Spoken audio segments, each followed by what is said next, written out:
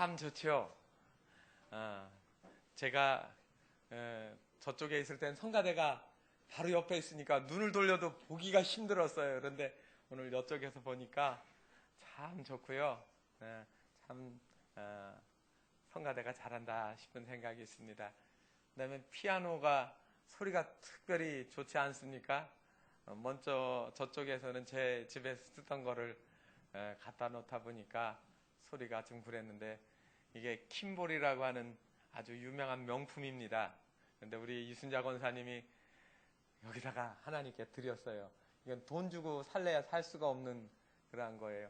그 피아노 악기사에서 자기는 말은 들어봤는데 처음 만져봤대요, 자기. 그러니까 저걸 뜯는데 일반 그랜드 피아노를 수리하면서 몇 가지만 하면 쉬웠는데 이건 너무 만질 때가 많대요. 이게 아주 세밀하게 되어 있어서, 그래서 너무 자기도 만져봐서 뿌듯하고, 이런 게 있었구나, 명품이라는 게 이런구나, 뭐 이렇게 하면서 어제 조율하시면서 그런 얘기를 하셨습니다. 하나님께 최상의 것으로 최고의 음악을 드리는 거 하나님이 기뻐하시는 줄 알고, 또 하나님께 드렸던 모든 일들이 천국에서 보화로 여러분들의 목소리도, 그리고 헌물한 것도, 그리고 최고의 것 되기를 바랍니다. 이 강대상도 제가 우리 권사님이 하나님께 드린 부분인데 제가 골랐어요. 권사님 더 넓게 했는데 저는 이게 제일 마음에 들어요. 여러분들한테도 마음에 들 수 있기 바랍니다. 오늘은 우리가 이 교회 와서 하나님께 드려지는 예배 중에 무슨 말씀을 먼저 드릴까 하다가 기도에 대한 주제를 가지고 여러분에게 섰습니다. 하나님의 집은 만민이 기도하는 집이라고 했습니다. 기도가 우리의 삶의 가장 소중한 부분인 것을 여러분, 저와 우리가 다 깨달을 수 있기를 바랍니다. 이솝 우화에 나오는 이야기 중에 가장 세상에서 힘센 사위라는 우화가 있습니다. 행복하게 살던 쥐 부부가 늦게 딸을 하나 얻었습니다. 애지중지 키워가지고 마침내 딸이 시집갈 때가 되었는데, 이웃에 청년쥐들이 청혼을 해오기 시작했습니다. 그러나 이 쥐 부부는 세상에서 가장 힘센 존재에게 이 딸쥐를 시집을 보내야 안전하겠다고 생각을 해서 모든 청혼을 다 거절했습니다. 그리고 고심 끝에 가장 힘 있는 존재가 무엇일까 생각하다가 결론을 이렇게 내렸습니다. 하늘에 있는 해가 가장 힘이 있다. 그래서 해를 찾아가서 요청을 했습니다. 내 딸하고 결혼해 주시오. 그랬더니 해가 이렇게 얘기합니다. 제가 힘이 있기는 있지만 저보다 힘 있는 존재가 있습니다. 뭔데요? 구름입니다. 구름이 싹, 제가 아무리 햇빛을 쬐려고 해도 가르막으면 제가 빛을 그렇게 여러분들한테까지 보낼 수가 없지 않습니까? 쥐 부부는 고개를 끄덕거렸습니다. 그래서 이번에는 구름을 찾아갔습니다. 구름에게 내 딸에게 결혼해 주시오 이렇게 얘기했더니 구름도 고개를 살래살래 흔들었습니다. 나보다 더 강한 존재가 있습니다. 뭔데요? 바람입니다. 바람이 나를 그러면 이 구름이 흘러가니까 나는 힘을 못 씁니다. 쥐 부부는 그래서 이번에 바람을 찾아갔습니다. 내 딸하고 결혼해 주시오. 그랬더니 바람이 이야기를 합니다. 나보다 더 힘센 게 있습니다. 뭔데요? 성벽입니다. 성벽. 내가 아무리 바람을 세게 불어도 저 성벽이 요동하지 않고 든든히 서 있으니까 나는 아무것도 아닙니다. 그래서 쥐 부부는 마지막으로 성벽을 찾아가서 이야기합니다. 내 딸하고 결혼해 주시오. 그랬더니 그 성벽이 뭐라 하는 줄 아십니까? 내가 비록 든든하고 힘있어 보이지만 쥐들이 밑으로 와서 구멍을 탁 파고 들어다니면 이 강한 성벽도 언젠가는 허물어집니다. 쥐들이 가장 힘셉니다. 그래서 그 쥐 부부는 자기 딸을 다른 청년쥐와 결혼을 시켰다는 얘기입니다. 우리는 많은 경우 멀리 있는 데서 힘을 찾고 그 힘을 사용하려고 생각을 할 때가 많이 있습니다. 여러분들에게 있어서 힘은 무엇입니까? 여러분들에게 있어서 무엇이 힘인가 생각해 보신 적이 또 있습니까? 대부분 많은 분들이 당신의 힘이 뭡니까? 라고 이야기를 하면 쉽게 대답할 답이 하나 있습니다. 뭐죠? 돈입니다. 돈이 힘입니다. 나는 돈이 있어야 됩니다. 연예인들은 인기입니다라고 얘기할 거고, 정치관들은 권세라고 이야기도 할 수 있을 겁니다. 그러면 그런 거 빼놓고 한번 생각해 봅시다. 그리스도인들에게 있어서 진정한 힘이 무엇이고 교회의 힘이 무엇일까? 돈이라고 하는 것은 그 자체에 힘 있는 건 아닙니다. 그것이 교환 수단으로 힘이 있기 때문에 그렇죠. 교회의 근원은 무엇이며 교회가 가지고 있는 힘이 무엇일까를 여러분 한번 생각해 보셔야 되지 않습니까? 생각을 뛰어넘는 기도라는 책이 있습니다. 레이 프리차드라고 하는 목사님이 쓴 책인데, 이 목사님의 글 속에 보면 2003년도에 쓴 일들을 하나를 그 책 속에다 소개를 했습니다. 내용은 이런 내용입니다. 새해 첫 주일을 지나고 그 다음 날, 첫 주일 다음 월요일 날 이 목사님이 자전거를 즐겨 타시는데 자전거를 타고 동네를 이렇게 다니게 되었습니다. 동네 조그만 샛길을 지나서 그리고 큰 길을 나가가지고 교차로를 건너가려고 하는데 불법 좌회전하는 그 차가 갑자기 나타나서 이 목사님이 타고 있던 자전거를 들어받아 버렸습니다. 하고 넘어가는데 그 순간 몸이 붕 떠서 그 자동차의 본네트라고 하죠? 그 위로 뚝 떨어졌습니다. 자전거는 저만큼 나가 떨어졌고 목사님은 자동차 보닛 위에 떨어진 것이죠. 보닛 위에 넘어져가지고 나는 이제 죽었구나 싶었는데 정신이 있어요. 그래서 살짝 팔을 움직여보니까 팔이 움직여집니다. 이번엔 다리를 발가락부터 까딱까딱 하면서 다리를 움켜쥐는데 다리도 괜찮습니다. 아무 데도 다친 데가 없어요. 일어나서 툭툭 털고 보니까 아픈 데가 없는 거예요. 그래서 이번에는 자전거가 저기 있으니까 이 자전거를 가가지고 들여다보는데 자전거가 깨끗합니다. 아무 이상이 없는 거예요. 그리고 이번에는 차가 얼마나 다쳤는지 깨어졌는지 차를 보니까 차도 흔적조차 없이 깨끗합니다. 순간 목사님은 겁에 찔려서 벌벌 떨고 있는 운전자에게 가서 웃는 얼굴로 우리 아무 데도 다친 데가 없네요. 자전거도 차도 사람도 다 괜찮습니다. 새해 하나님이 축복해 주시기를 바랍니다. 인사를 하고 다시 그 자전거를 타고 사라졌습니다. 물론 그 이야기의 끝이 그것이 아닙니다. 그날 목사님은 집에 들어와서 사모님하고 있었던 일을 그대로 얘기해 줬습니다. 그리고 사모님은 교회 가서 교인들하고 그 이야기를 해줬습니다. 그 다음 주일날 그 이야기가 교회 안에 쫙 퍼졌는데 몇몇 교인들이 이 프리차드 목사님을 찾아와가지고 이렇게 얘기했습니다. 하나님이 기도에 응답을 주셨네요. 그래서 목사님이 무슨 뜻이냐고 오히려 반문을 했습니다. 그랬더니 그 교인들이 이렇게 얘기합니다. 목사님, 올해 교회 표를 저희에게 이렇게 가르쳐 주셨잖아요. 기도하는 교회, 응답받는 교회라고. 그리고 목사님이 설교하시면서 우리에게 그렇게 얘기했습니다. 목사님은 지난주 설교 끝에 이 금년표를 얘기하면서 목사님을 위해서 특별히 기도해달라고 부탁을 했습니다. 심지어 목사님 어떻게 말씀하셨는가 하면 목사를 위해 기도하지 않으려면 예배에 오지도 말라고 하시지 않았어요.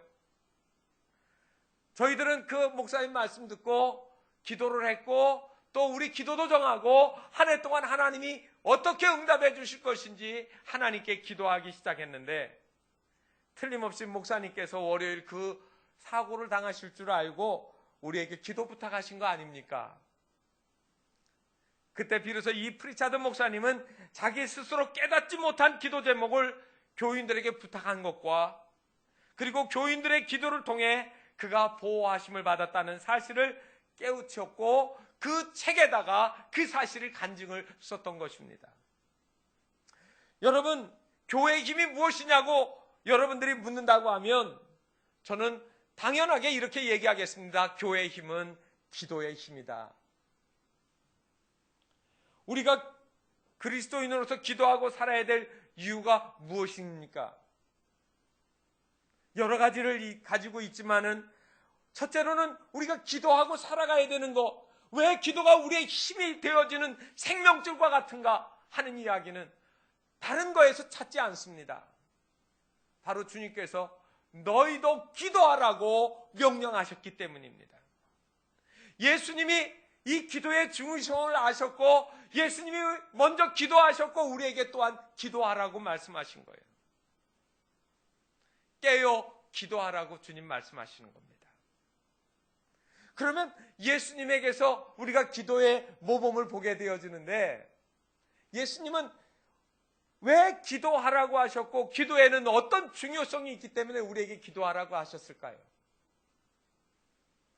예수님에게는 기도가 일상의 습관이셨습니다. 여러분, 기도가 습관이었다고요. 많은 성도들이 기도가 몸에 배어지지 않은 경우가 있습니다. 기도를 해야 되는데 기도가 낯설게 여겨지는 거예요. 급한 일이 있을 때 하나님 앞에 여러분 제일 먼저 기도하십니까? 아니면 급한 일이 있으면 사람부터 쫓아다니십니까? 만약에 급한 일이 생겼을 때 내가 하나님 앞에 무릎 꿇고 기도한다고 하면 그거는 무엇을 의미하느냐면 그거 기도가 내 삶의 중요한 부분이라는 사실이에요. 어려운 일이 있고 힘든 일이 있는데도 기도가 되지 않는다고 하면 그것은 무엇을 의미하느냐면 기도가 내 삶의 습관이지 않다라는 얘기입니다. 습관은 매우 중요한 것입니다. 습관이 뭐를 만든다고 하느냐면 운명을 만든다고 그래요. 저는 운명이라는 말을 별로 그렇게 썩 좋아하지 않지만 그렇게 틀린 말은 아닌 것 같습니다.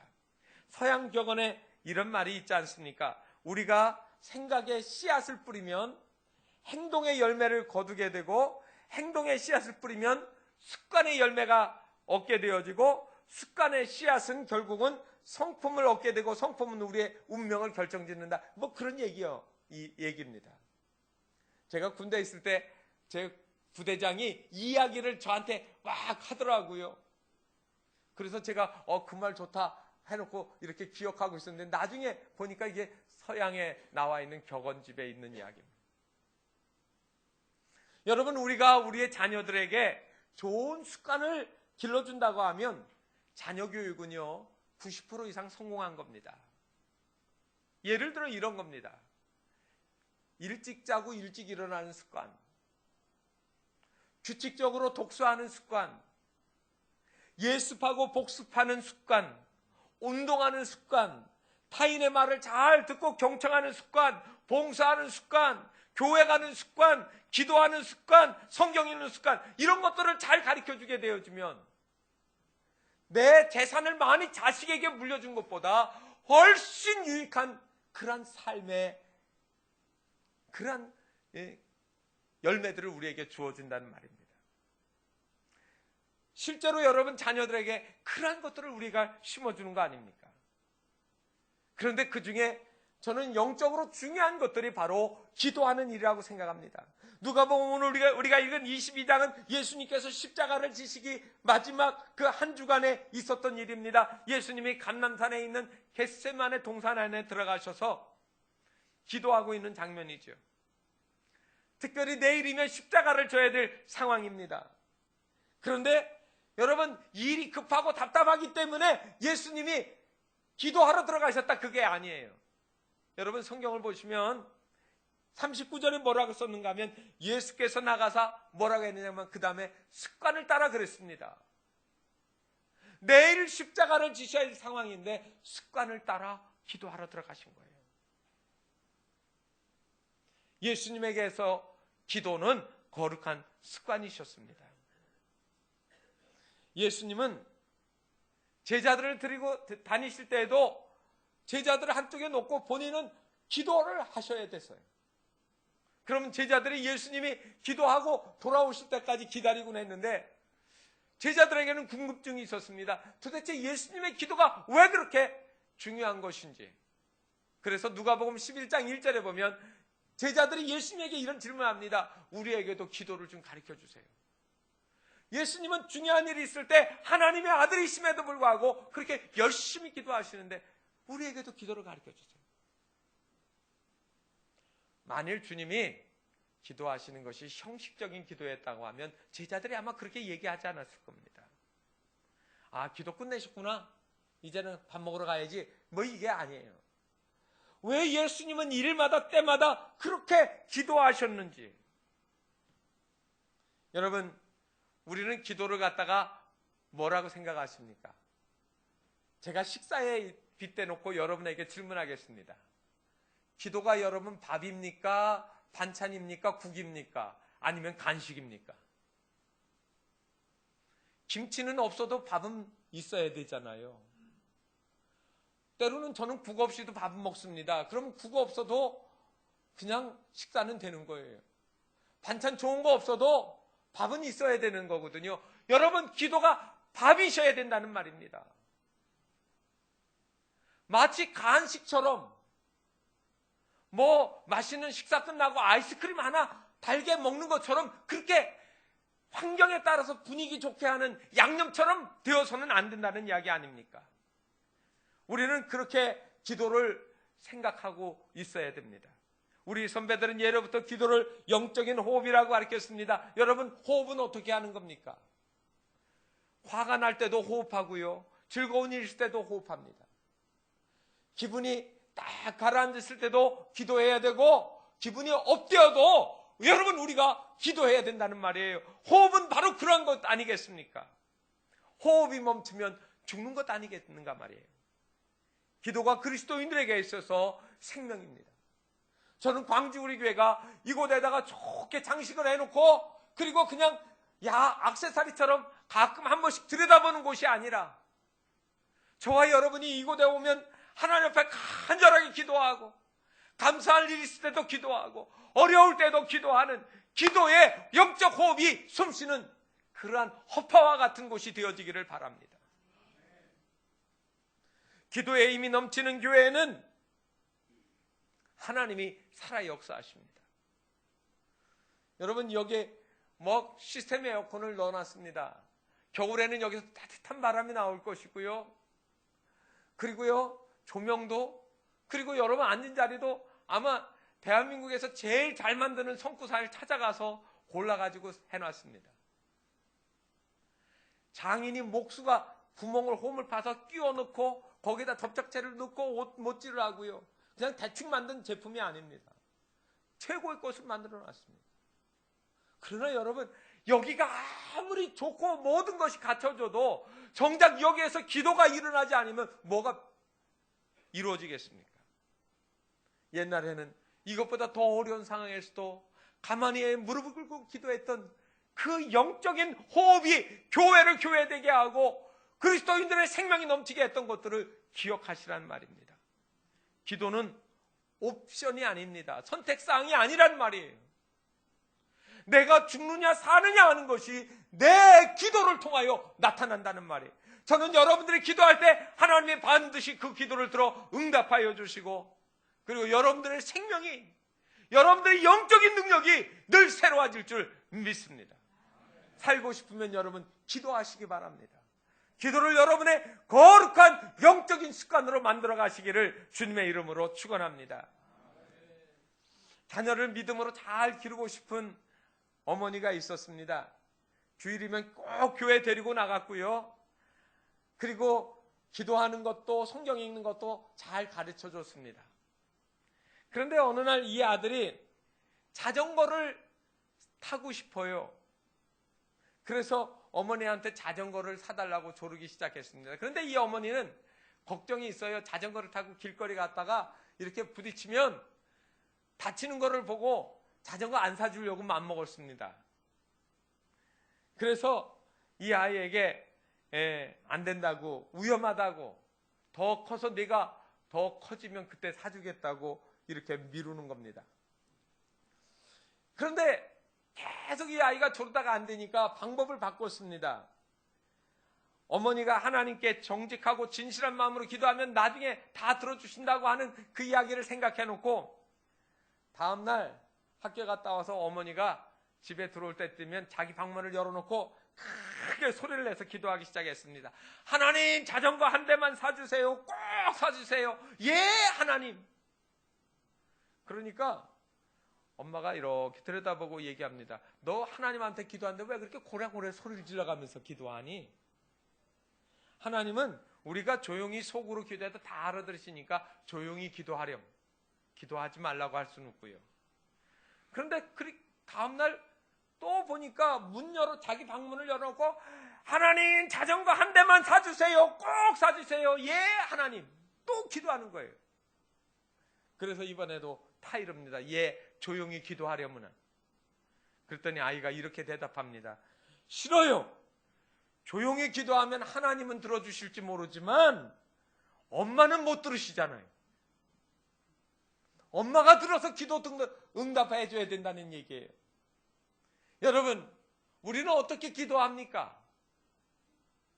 하나님 들으시라고 기도합니까? 사람 들으라고 기도하십니까? 외식하는 기도를 책망하셨는데 바리새인들의 기도를 할 때 그들은 사람에게 보이려고 기도했다. 그렇게 성경에 나옵니다. 성도들의 삶은 하나님 앞에 기도하는 겁니다. 여러분이 어디에 있든지 사람을 만나고 있을 때 그 중에도 기도할 수 있습니다. 제가 중국에 파송된 선교사님을 찾아가서 만나서 기도할 때 특별한 기도의 경험을 가진 적이 있습니다.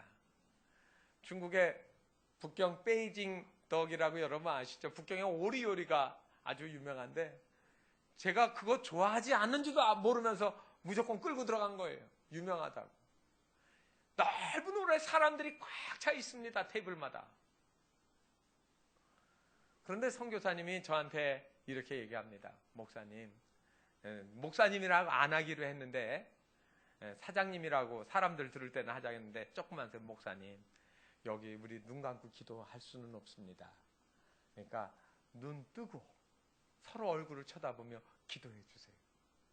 그래서요, 제가 눈을 뜨고 하나님 아버지, 이 중국 땅 수도인 베이징에 좋은 식당에 들어왔습니다.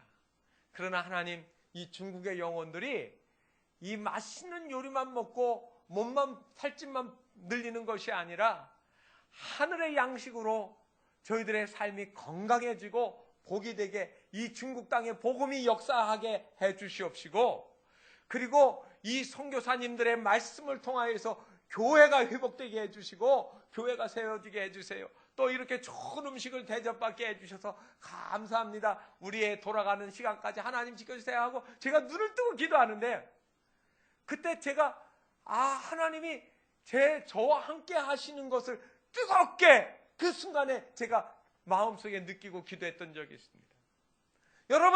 여러분들이 장사를 해서 어떤 손님을 만나든지 내가 어떤 사람을 만나든지 여러분 마음으로 눈을 뜨고 그를 위해서 축복할 수도 있고 그 상황을 놓고 하나님 앞에 기도할 수 있다는 말입니다. 기도는 내가 상황이 좋든지 어렵든지 그리고 힘들고 쉽든지 상관없이 하나님 앞에 늘 기도하는 것이 내 삶의 영적 호흡과 같이 되어질 수 있기를 바랍니다. 우리 주님은 그분의 상황에서 가장 어려운 순간에도 기도하셨습니다. 수많은 기적을 일으키시고 귀신이 물러가고 안진병에 일어나고 소경이 눈을 뜨고 중풍병자가 고침을 받아도 그분은 그 다음날 어김없이 여전히 기도하고 계셨습니다. 오늘 여기 누가복음 22장 44절에 보면 예수님이 기도하시는 모습을 보여주고 있는데 이런 표현을 했습니다. 예수께서 힘쓰고 애써 더욱 간절히. 여러분 매우 묘사가 어떻습니까? 절절하지 않습니까? 힘쓰고 애써 더욱 간절히. 여러분 기도를 적당히 하시는 게 아니에요. 기도는 내 삶의 전부 체중을 실어서 하는 거예요. 권투 선수들은 이 주먹 하나에 내 힘이 어떻게 실리는가를 압니다. 그래서 이렇게 툭툭 던지는 펀치가 있고 내 온 몸을 딱 실어서 한 방을 날리는 게 있습니다. 여러분, 기도에도 내 영혼의 무게와 내 소원의 간절한 것을 하나님께 담아서 간절하게 들리는 그 기도의 힘이 우리에게도 있어지기를 바랍니다. 예수님은 대부분 기도 시간에 조용한 기도도 하셨겠지만 그분의 상황에 따라서 정말 온 생명의 혼신을 다해서 드리는 간절한 기도가 있었던 걸 여러분 기억하시길 바랍니다. 히스기야 왕이 병들어 죽게 되었을 때 그가 기도를 어떻게 하던가요? 하나님 앞에서 죄를 뒤집어 쓰고 벽을 향하여 통곡하며 기도하지 않습니까? 그가 누굽니까? 한 나라의 왕입니다. 그러나 하나님 앞에서는 지극히 겸손하게 무릎 꿇고 벽을 향하여 가슴을 치며 통곡하며 하나님 앞에 옷을 찢으며 기도하는 거예요. 그랬더니 열왕기하 20장 5절에 보면 그의 기도에 하나님이 응답하시는 이야기가 나옵니다. 너는 돌아가서 내 백성의 주권자 히스기야에게 이르기를 왕의 조상 다윗의 하나님 여호와의 말씀이 뭐라고요?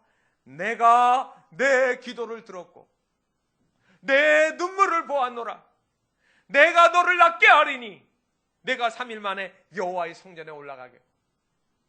죽을 병에 걸렸던 사람이 사흘 만에 벌떡 일어나서 성전으로 들어갔다 이 말이에요.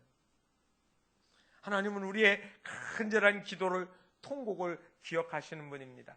예수님이 그의 공생애 동안 기도하셨습니다.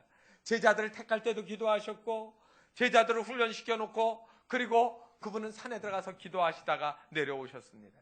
가버나움 동네에서 가르치시고 병을 고친 다음에도 그 다음 날은 어김없이 기도하셨습니다. 그분은 기도를 통하여서 그분이 하실 일들을 생각하셨습니다. 죽은 나사로를 통해 다시 온 인류가 부활할 것을 가르치시고자 그의 무덤 앞에 서서 하신 일이 뭐냐면 기도하셨다는 사실입니다. 그러므로 오늘 성경의 말씀처럼 우리 주님이 땀방울을 핏방울처럼 흘리시며 기도하신 것처럼 우리의 인생의 영혼의 무게를 다 실어서 하나님 앞에 간절히 기도하시는 기도의 힘을 싣는 여러분들이 되시기를 바랍니다. 저는 기도가 여러분들의 삶에 가장 중요한 최선을 다하는 그런 기도의 순간들이 되길 바랍니다. 액세서리가 되지 않길 바랍니다. 어느 목사님이 어떤 기업의 행사에 초청을 받아갔는데 늦지 않게 일찍 도착하여 자리에 앉았습니다. 그랬더니 담당자가 나와서 그날 순서를 알려주는 거예요. 왜냐하면 그 회사의 회장님이 크리스찬이기 때문에 자기 회사의 중요한 행사에 기도 순서를 넣고 싶은 거였거든요. 행사 담당자는 목사님에게 행사 순서에 기도를 부탁하면서 기도를 몇 분을 준 줄 아십니까? 1분을 준 거예요. 전화로. 목사님이 1분만 기도해 주세요. 그리고 목사님이 와 계시니까 다시 와서 염려스러운지 목사님 기도 1분입니다. 또 얘기합니다. 여러분, 그 목사님은 그 행사 참여하느냐고 차 2시간 타고 왔습니다. 그리고 그날 그 행사는 4시간짜리 행사입니다. 그런데 기도는 1분이에요. 기도가 왜 필요합니까? 구색 맞추려고요? 안 하면 무슨 부정 탈까 봐요? 여러분, 우리의 기도가 어떻게 해야 되는지를 생각해 봐야 되지 않습니까? 가수를 초청하여 몇십 분 공연을 하면 몇백만 원을 초청비로 주면서 그에게 막 노래를 부르라고 하면서 정작 하나님께 기도하는 건 1분으로 끝마쳐야 된다니 그 목사님이 통탄해서 나중에 그 글을 신문에다가 썼습니다. 여러분들도 어떤 가정의 일들을 할 때, 교회 일들을 할 때 기도가 여러분들의 액세서리가 되지 않기를 바랍니다. 기도는 말 그대로 기도가 능력이고 하나님의 살아 역사하시는 그런 중요한 일들이 된다는 사실을 기억하시길 바랍니다. 기도에 대한 많은 실험 자료를 모아 책을 낸 레리 도시라고 하는 분이 쓴 치유의 언어란 책이 있습니다. 이 책에서 그는 치유로, 기도로 치유되어진 것을 131가지를 열거했는데 그 중에 이 기도가 어떤 역사를 일으키는지 한 가지를 쓴 이야기를 제가 소개하겠습니다. 샌프란시스코 종합병원에서 393명의 환자를 치료하는 기도와 함께 하는 것을 했습니다. 그리고 일반 환자와 기도하는 환자 두 샘플을 놓고 연구를 했는데 그게 한국과 관계에 있습니다. 2001년 서울에 있는 그 산부인과로 유명한 병원이 있어요. 차병원이라고요. 그리고 미국의 컬럼비아대 메디칼 센터 하고요. 이 두 병원이 서로 조인해서 연구를 했습니다. 다시 말하면 의학저널 내다가 그 기도의 효과에 대한 거를 발표를 했는데 그 내용에 보면 미국 등 멀리 떨어져 있는 곳의 기독교 신자가 시험관 아기 임신을 위해 차병원을 찾은 환자의 사진을 놓고 한국에 있는 환자를 놓고 미국에서 기도하는 거예요. 두 샘플군을 놓고 임신을 못해서 시험관 아기를 놓고 기도하는 한 그룹, 그리고 하나는 그냥 기도 없이 하는 한 그룹을 놓고 미국에서 기도하는 거예요. 그래서 이 기도를 했더니 무슨 일이 일어났느냐면 실제로 그 내용을 보면 기도함으로 임신에 성공한 그 비율이 기도하지 않은 사람들은 26%였는데 성공률이 전혀 모르는 미국 사람들이 기도한 이 그룹들은 50%의 임신율이 나왔대요. 여러분, 이 사람들은 크리스찬들이 아닙니다. 기도의 효과를 놓고 단순히 기도하는 일들을 했을 뿐인데 차병원에서 그렇게 결론이 나와서 그것이 의학 잡지에 올라온 것이죠. 생식의학지라고 하는 그 잡지에 나온 이야기입니다. 여러분, 기도는 단순한 주술이 아닙니다. 심리적 효과로 안심을 하는 그런 것도 아닙니다. 기도는 실제적인 힘이 있습니다. 단순한 마음의 평안을 얻는 종교적인 수단이 아니라는 말입니다. 우리가 살아계신 하나님을 믿고 기도할 때 놀라운 일들이 일어납니다. 루터가 종교개혁을 일으킬 때 그가 성공할 수 있었던 것은 기도가 있었습니다. 오라토리오 천지창조를 작곡가의 명성을 얻은 하이든이 예수성과 열정은 기도에서 왔다고 그는 고백을 했습니다. 어느 한 평론가가 그렇게 초인적인 열정으로 창작하고 금방 회복될 수 있는 비결이 뭡니까? 라고 질문했더니 하이든이 하는 말이 딱 한 가지 얘기했습니다. 나는 제가 살고 있는 집에 골방이 있는데 저는 작곡하다가 지치고 아무 생각이 나지 않을 때 그 골방에 들어가서 하나님께 기도했습니다. 그때마다 하나님이 제 마음속에 샘솟는 열정과 그리고 영감을 주셨다고 얘기했습니다. 수많은 역사적인 인물들이 하나님께 기도할 때마다 놀라운 힘을 얻었습니다. 세계적인 자동차 회사인 미국의 제너럴 모터스 아시죠? 우리나라 대우가 이 GM 회사에 들어가 있습니다. 흡수됐습니다. 그런데 이 회사의 최고 엔지니어 파트의 최고 경영자가 누구냐면 찰스 캐터링이라는 분인데 그가 GM의 막대한 실적을 내고 그리고 축하 모임에 그가 참석을 하게 되었습니다. 사회자가 이 찰스 캐터링을 앞에다 불러 세워놓고 그의 팔을 잡아가지고 높이 쳐들었습니다.